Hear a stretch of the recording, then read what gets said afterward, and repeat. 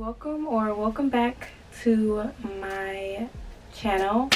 Today I'm going to be doing my last book review video on the All Souls Trilogy and on the third and final book, Book of Life.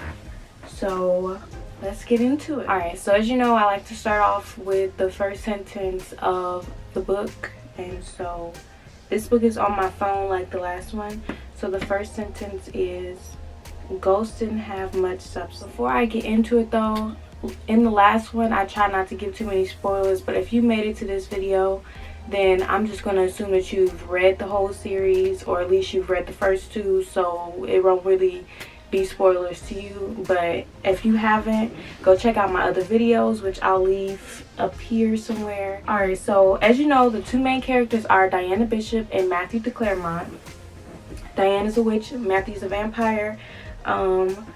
They traveled in the previous book, in the second book, Shadow of Night. They traveled to the past in order to find the Ashmole 782, the manuscript that they believe will tell them the origins of the creatures, and also to get Diana a tutor to teach her how to perform magic and just be good at it and stuff, because she was lacking in that department because she didn't want to learn about magic growing up because her parents were killed tragically from magic. So she just swore it off, and that caused her to have problems using it when she was in adulthood, and she really needed it if she planned on being with Matthew, because that's a dangerous life. As you know, I always talk about the pacing, so I'm gonna say this pacing was definitely, I could feel the difference from the other two. This one seemed like it just went a little faster, or maybe I read it faster. It was an easy read, it was a quick read. I don't think that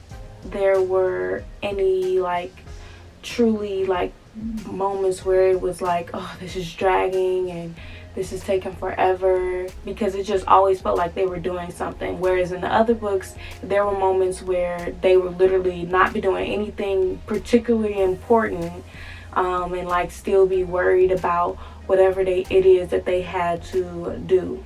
So I like that about it. Also, I like to talk about the magic use, because as we know, this is a fantasy book.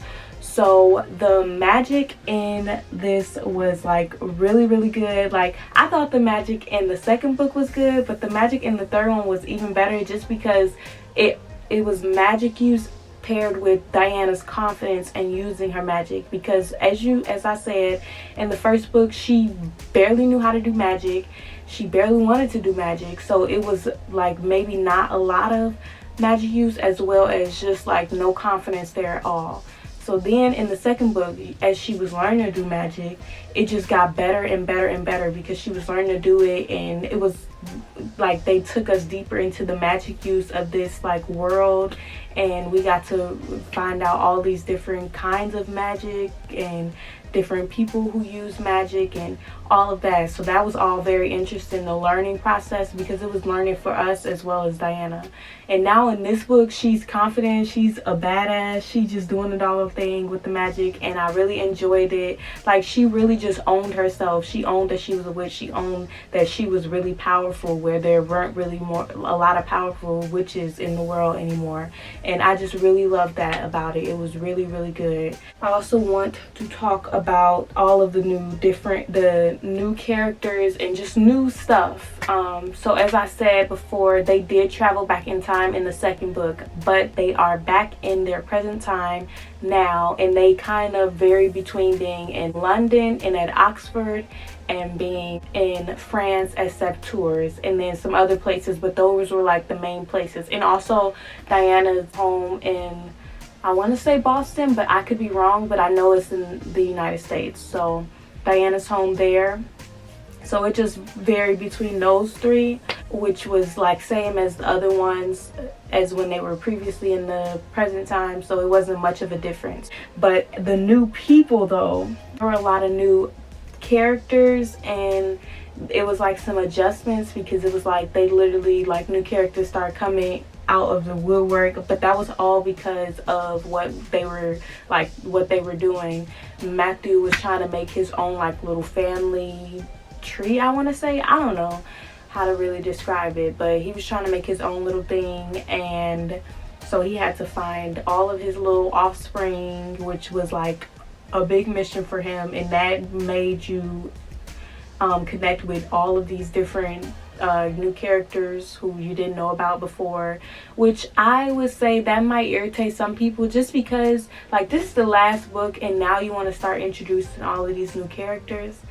I personally enjoyed it. I always like new stuff, but it might annoy some people. The new character that I hated the most, and I'm sure that a lot of people probably hated him, was Benjamin. And I just felt like he was irrelevant. Like, I don't feel like he truly, like, he had a significant part in the whole book.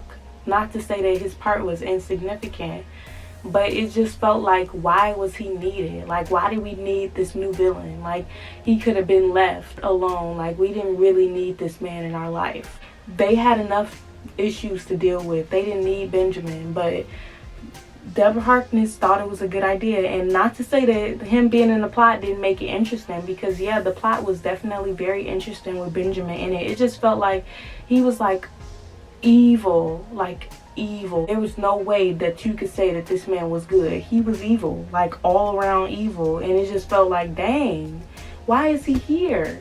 Why?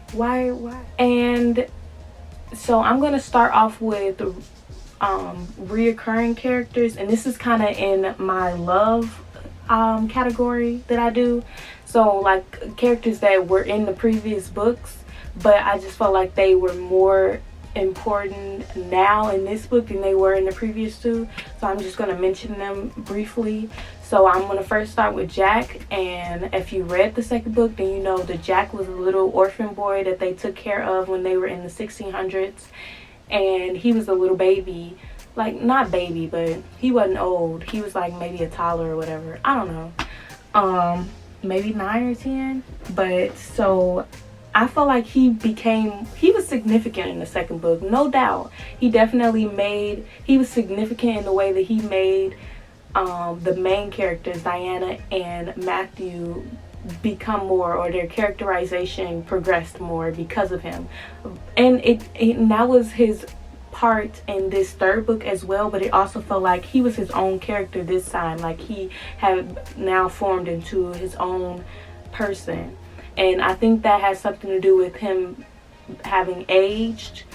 And so that was very interesting to read. I was like, okay, yes. And I really liked him as a character. Like, I don't know how to explain it, but he just seemed like a very wholesome person, even with all the stuff that happened to him. I'm also going to talk about Father Hubbard. Hubbard. Anyway, you understand what I'm saying. Father Hubbard was the pastor or priest or whatever you want to call him in the 1600s. So him and Jack were both coming from the past. They were both coming from the past.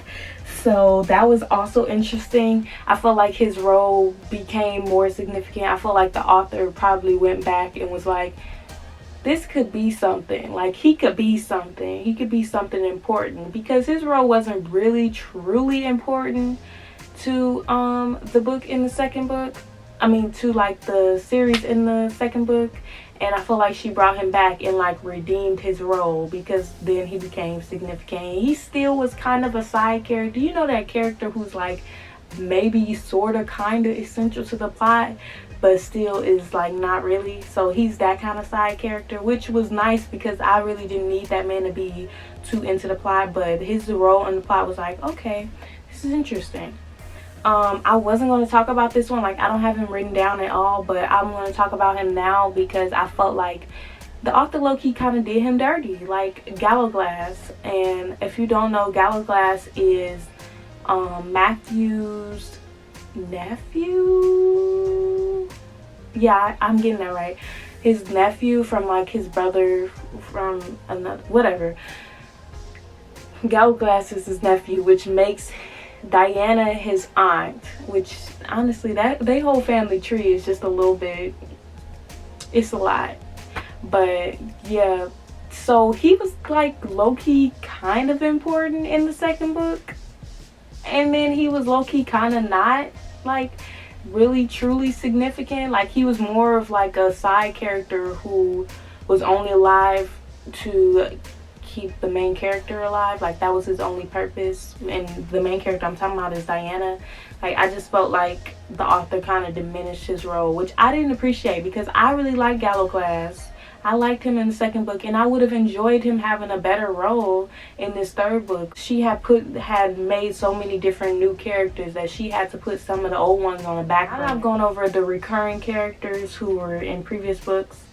I'm going to talk about all the new faces, or I guess not faces, but all the new names that we saw in this book. The first one I'm going to start with is Phoebe, and Phoebe was... What's his name? 5 hours later.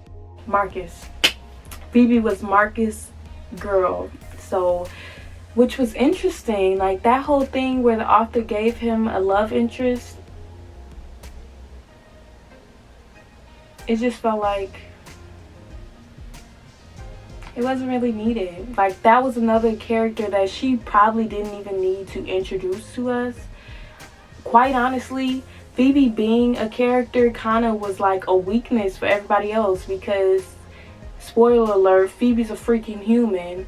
So what are we gonna do? Like now we have to, this is another person that we gotta protect that can't protect themselves. Like they had enough of those. They didn't need Phoebe. I'm sorry. Like I'm happy that Marcus got his love life or whatever. He got his love life in order and he got his lover, whatever. That's nice. But that could have waited for the end of the book. That didn't need to be, like, she didn't need to be introduced to us this early on because it just put everybody else like more on. They had to up their game, like up their protective. Like they already have enough to deal with. I think they had enough people to protect. They didn't need another person. The next one I'm going to talk about is Fernando, and Fernando was that man. I feel like Fernando low-key took the place that Gala Glass character had in the second book. Like Gala Glass was like, I don't know, they had the same kind of characters station or place to hold. They both did, and Fernando took his place in the third book and Gala Glass kind of moved to the back. I did like that he really was like a good person and he was looking out for Sarah and stuff. That was very interesting. But like I said, he was probably like a character that we didn't need. He was probably an unnecessary character. And then another one was Chris, and Chris is Diana's friend. And that's another one. Like, I'm all for new characters and all of that, but that one wasn't needed either. Like, Chris, again, spoiler alert, Chris is a human. So it was just like another person we gotta watch. And then also he was just, like his science, that's where he became important with his science and stuff, and being able to know all of that and stuff about the blood rage and all of that, which I'll get into later. But other than that, like, he wasn't really needed. But I also respected that the author low-key knew that he wasn't really like a character that we needed to stay with for the entire book. Like, because he was only there for just a little bit, and they would mention him sometimes, but he was only there for his part. Like, he was there to put his part in, and that's it. And I appreciated that, and I wish she would have made other characters like that have their parts like that, because some characters wasn't, they didn't need to be with us for the whole book. But that's just my opinion. I'm gonna go over another key element that they had, which was interesting compared to other vampire books, which was the blood rage thing. But this one just seemed interesting to me because it was literally like one of their plot, one of the things that they carried on their back for the plot. And honestly, I feel like that dragged. It really dragged. I was low-key with Matthew, because if you didn't read the book, oh well, because I'm gonna just say it. But Matthew was like wanting to just, I don't know, I wouldn't say forget about it, but he was just like, it's a thing that I have to deal with, so let's just deal with it and move on, you know? But everybody wanted to find a dang on cure. Everybody want to know why. Like, And that really dragged the book on. Okay, so now we know why, and you can't really change it. Like, you don't have a cure, so what's the point? And that was kind of Matthew's thinking. And I was like, for the first time, I agree with Matthew. Come on, y'all. We don't really need to know what this is. It could have waited to the end of the book. It didn't need to be approached at the beginning. But I understand that they really wanted to know because Matthew had sired offspring and his offspring had sired offspring and all of that, so they wanted to know like why and stuff. So I get that, but it could have waited. So that's something that I disliked. What I also didn't like is Matthew's lack of faith in Diana. Like, sis was a strong, powerful female lead. Now I'm gonna give it to him. She was tweaking in them other two books. I'm gonna give it to him. Sis was tweaking. She used to just put her life on the line. That's what he was used to. So that was what he, you know, based all of his thinking off of, I feel like, from past Diana. But she was a big, like, she was a powerhouse in this book, and he wasn't really acknowledging that. Like, she was doing the doggone thing, and he wasn't acknowledging that, and I didn't appreciate it at all. I don't feel like he really truly acknowledged it to the end, and it was still slight. But what I also didn't like is that a lot of people almost died, and again, I feel like that tied into Benjamin, and it's making it seem like he was a truly annoying character.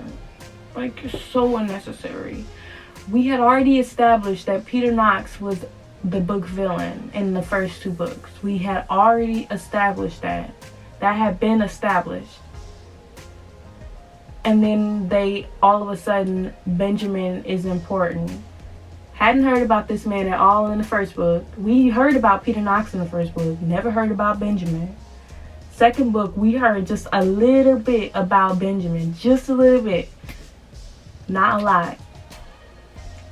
Then we jump, and Benjamin is like the plot villain, and we have to destroy Benjamin, and Benjamin has to die, or everyone else dies, and blah, blah, blah, blah, blah, blah, blah, blah, blah. So I'm going to leave it at that, and the closing, as you know, I like to close with the last sentence of the book, which is actually really sad because this is the last sentence of the All Souls that I'll ever do. Tears. But I'm excited that I finally finished all of these videos, but whatever. Without beginning or end. Okay. Make sure you guys like, comment, and subscribe, share, smash that notification button, all of those little nice shadazzle things. And I will see you guys in the next one.